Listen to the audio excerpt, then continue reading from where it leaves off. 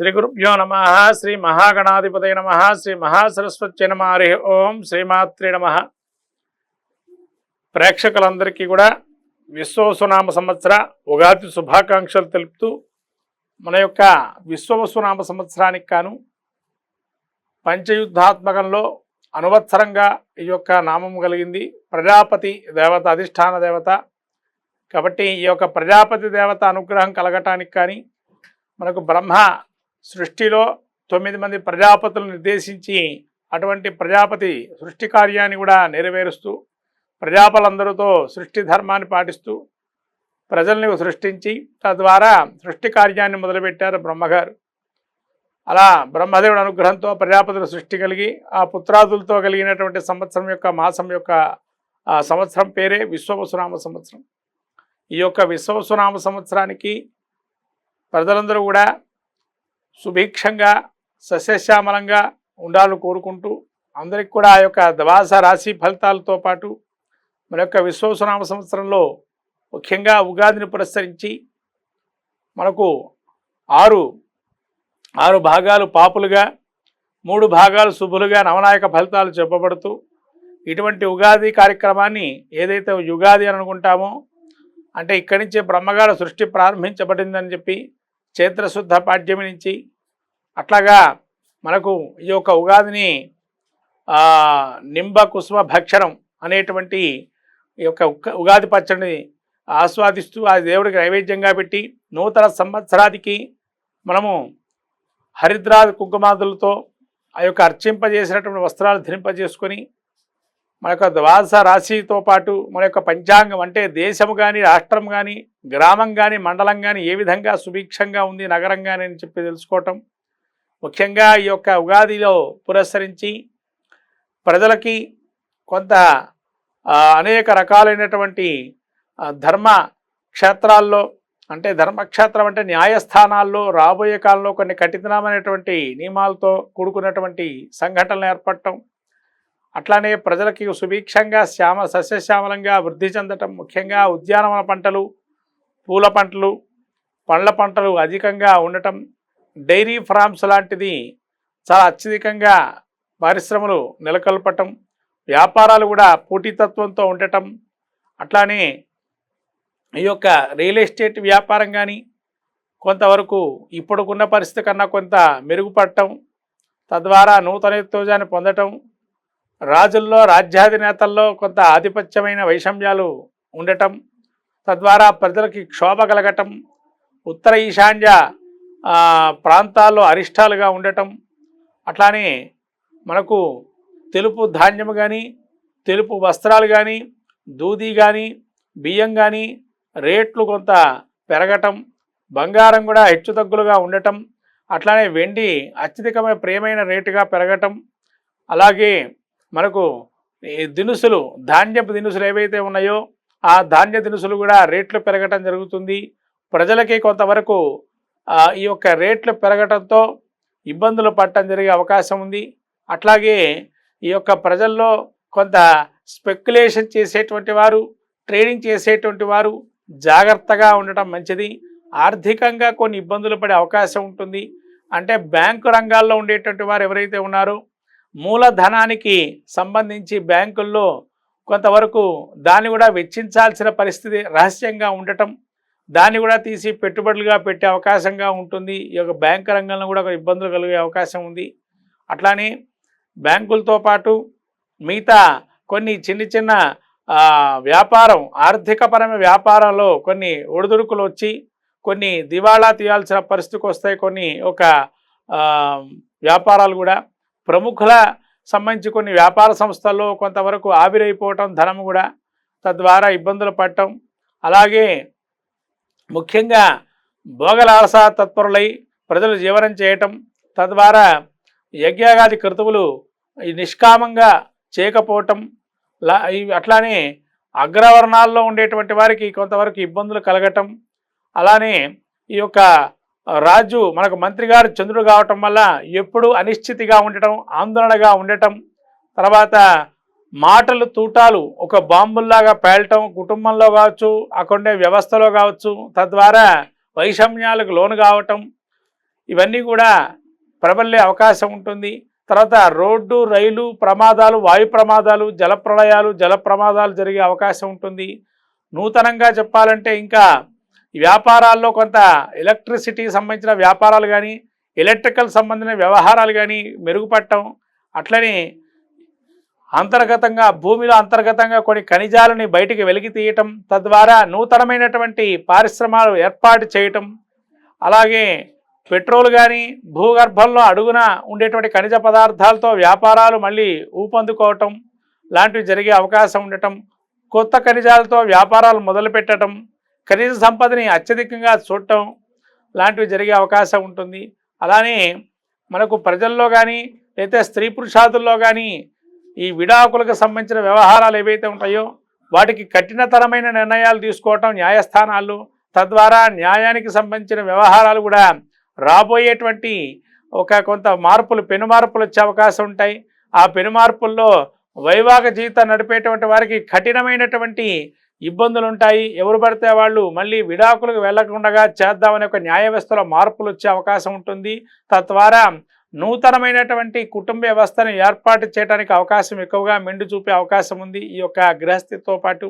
కాబట్టి త్వరితగతిన ఇవాటి కాలంలో మనం చూస్తున్నాము, పెళ్ళిళ్ళు జరగటం, విడాకులు తీసుకోవటంలో ఏవైతే జరుగుతున్నాయో వాటిలో కొన్ని పెను మార్పుల సంచలనంగా సృష్టించి వాటిని స్ట్రిక్ట్గా కొన్ని రూల్స్లు ఫాలో చేసి తద్వారా వీటిని అరికట్టే ప్రయత్నం చేస్తారు న్యాయ వ్యవస్థల్లో కూడా.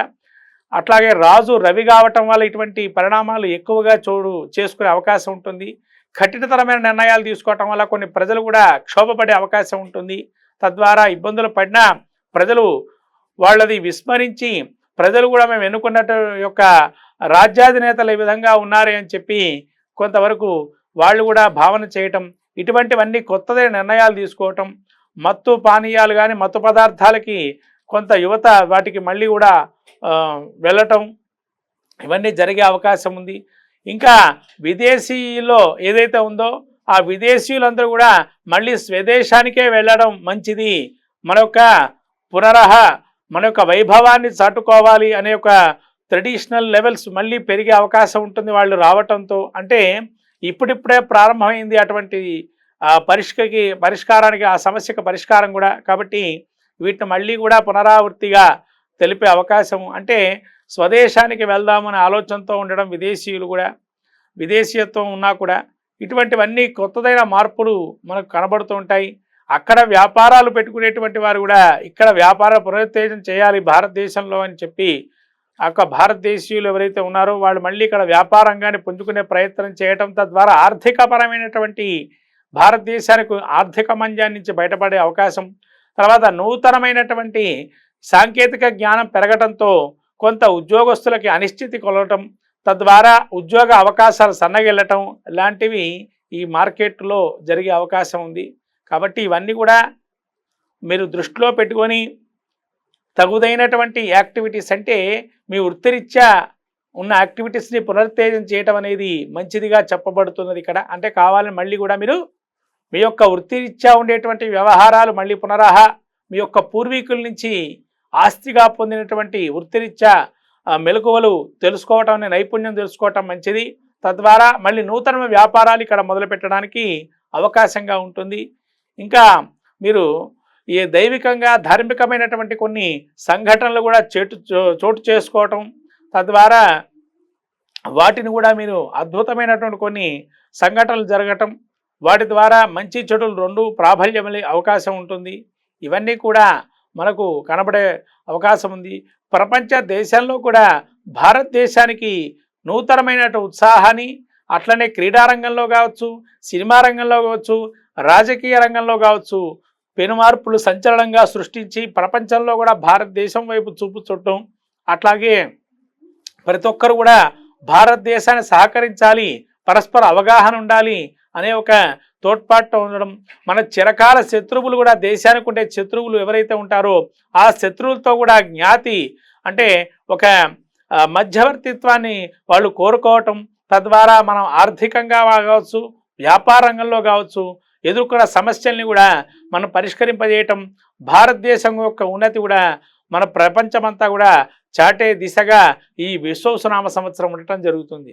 కాబట్టి అందరూ కూడా ఈ యొక్క సంవత్సరంలో కూడా అందరికి చేతికి ఎంత ధాన్యం లభిస్తుందో ధాన్య దానాన్ని కూడా ఇవ్వటం వల్ల బ్రాహ్మణులకు కావచ్చు, పెద్దలకు కావచ్చు, దైవ కార్యక్రమాలకు కావచ్చు, దేవాలయాలకు కావచ్చు, అలా ధాన్యదానం చేయటం వల్ల ప్రజాక్షేమం చేకూరి అందరూ సుభిక్షంగా సస్యశ్యామలంగా ఉంటారు ఆ యొక్క ఈశ్వరుడు అనుగ్రహంతో.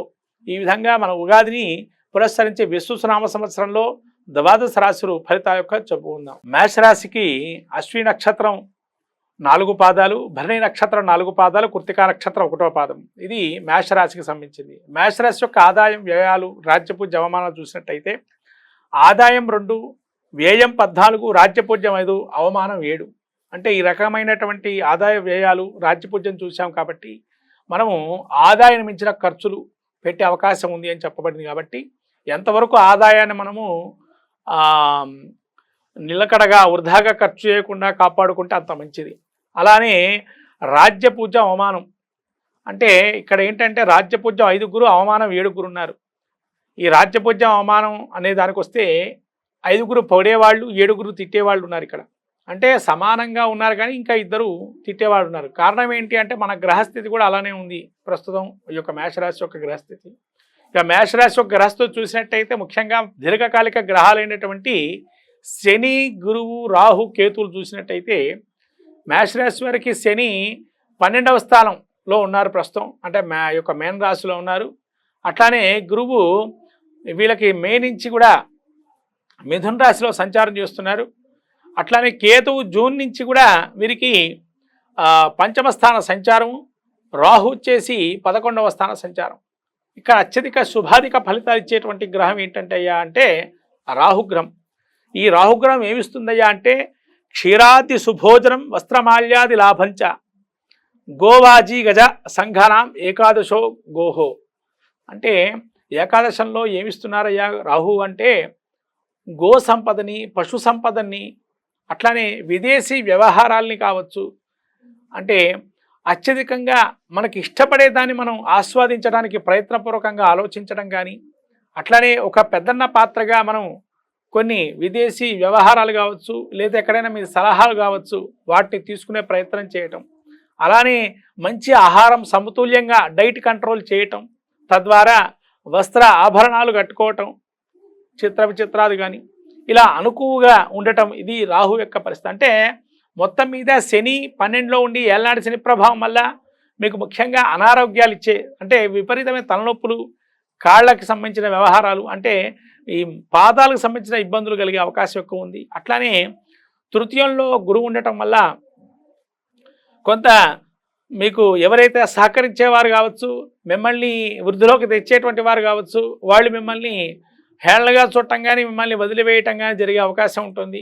అట్లాగే పంచమంలో కేతు ఉండటం వల్ల మీకు ఎక్కడైతే నేము ఫేము తెచ్చుకున్నటువంటి వారు ఉంటారో వారికి కొంతవరకు స్తబ్దత ఏర్పడటం, తద్వారా ఉన్నట్టు కూడా కోల్పోవటం, అట్లనే సంతానపరమైన చికాకులు ఉండటం, ఎలాగా అని చెప్పి కష్టాలు కూడా అలానే ఉంటాయి. అలాగే మళ్ళీ రాహు కూడా మీకు ఏకాదశంలో ఉండటం వల్ల ఆ యొక్క శుభ పరిణామాలు ఎక్కువగా ఉండటం వల్ల కొంతవరకు నిరాశ నిస్పృహకు లోనైనా కానీ మీరు సాధ్యంగా నిలబడతారు. ఎందుకయ్యా అంటే గురువు మీకు ఈ యొక్క అక్టోబర్ అతిచారం ఉంది ఈ సంవత్సరం. గురువు యొక్క అతిచారం వల్ల అక్టోబర్ నుంచి మనకు డిసెంబర్ వరకు కూడా గురువు వీళ్ళకి యోగదాయకంగా చతుర్థంలో ఉచ్చస్థితిలో ఉంటూ గురువు యొక్క వీక్షణ శని మీద పడటం వల్ల నూతనమైనటువంటి కార్యక్రమాలు కానీ, నూతనమైనటువంటి వ్యవహారాలు కానీ, వ్యాపారంలో భాగస్వామ్యం కానీ మళ్ళీ ఆ 2 నెలల్లో ఒక నిర్ణయానికి రావటం కానీ జరిగే అవకాశం ఉంది. అట్లాగే ఎవరికైనా కూడా పెళ్లి కానివ్వటువంటి వారికి ఆ యొక్క వివాహ ప్రయత్నాలు కూడా ఫలిస్తాయి ఆ సమయంలో.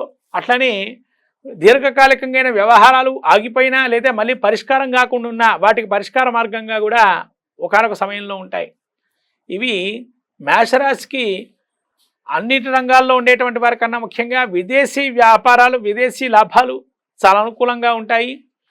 వీళ్ళు ముఖ్యంగా ఈ యొక్క శని ఆర్థికంగా కూడా కొన్ని లాభాలు రావటం కష్టంగా ఉంటుంది, కానీ ఆర్థికంగా కొంత మెరుగుపడే అవకాశం చూసుకోండి. అట్లాగే ఈ యొక్క కేతువు కూడా 5వ స్థానంలో ఉండటం వల్ల కొంత లోన్ అవుతారు, స్ట్రెస్కి లోన్ అవ్వటం, ఏది చేసినా అది జరగకపోవటం, విద్యార్థులు ముఖ్యంగా ఒకటికి 2 సార్లుగా చదువుకోవటం అనేది మంచిది. వ్యాపారంలో ఏంటంటే వారు ఒకటికి 2 సార్లు ఆలోచన చేయండి, లేదైనా వేరే వాళ్ళ యొక్క సూచనలు తీసుకొని ముందరకెళ్ళటం మంచిది. రాజకీయ వర్గాల్లో ఉండేటువంటి వారికి క్రియాశీలకంగా ఉండండి, అంటే బ్యాక్గ్రౌండ్గా ఉండండి, కానీ మీరు లోపలగా ప్రవేశించి పార్టీలో అత్యధికంగా మీకు ప్రాబల్యం వస్తుంది అని ప్రయత్నం చేయకండి. ఫస్ట్ గ్రౌండ్ వర్క్ చేసుకోండి, ఖచ్చితంగా వాళ్ళు మిమ్మల్ని పిలుస్తారు. కాబట్టి రాజకీయ నాయకులు చేయాల్సిన విషయం. ఇక మిగతా వ్యాపారాలు ఏవైతే ఉన్నాయో అవి స్తబ్దుగా ఉంటాయి. కాస్త జాగ్రత్తగా మీరు ముఖ్యంగా ఖర్చు పెట్టేటప్పుడు జాగ్రత్తగా ఖర్చు పెట్టండి.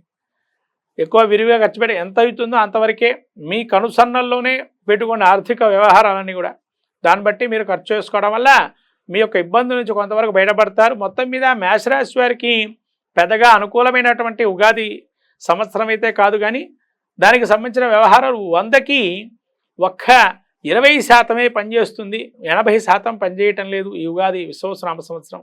అయితే మీ యొక్క జాతకంలో కూడా శని యొక్క వ్యవహారం కానీ, ముఖ్యంగా శని యొక్క ప్రభావాన్ని ఎక్కువ చూపిస్తున్నాడు. కాబట్టి శని గురువుల యొక్క అనుగ్రహం పూర్తిగా అదే రాశిలో మీరు పుట్టినప్పుడు అయితే కనుక అలా చూసుకుంటే కొంత మంచి జరిగే అవకాశాలు కూడా ఉంటాయి. ఒక లైఫ్లో టర్నింగ్ పాయింట్ అనవచ్చు, లైఫ్లో ఒక జీవితాన్ని ఒక మార్గం ఎంచుకునే ప్రయత్నం కూడా చేసుకునే అవకాశం ఉంటుంది. కాబట్టి మీ జాతకంలో కూడా శని యొక్క స్థితిని చూసుకోవటం అనేది మంచిది. తద్వారా పరిష్కారాలు చూసుకోవచ్చు.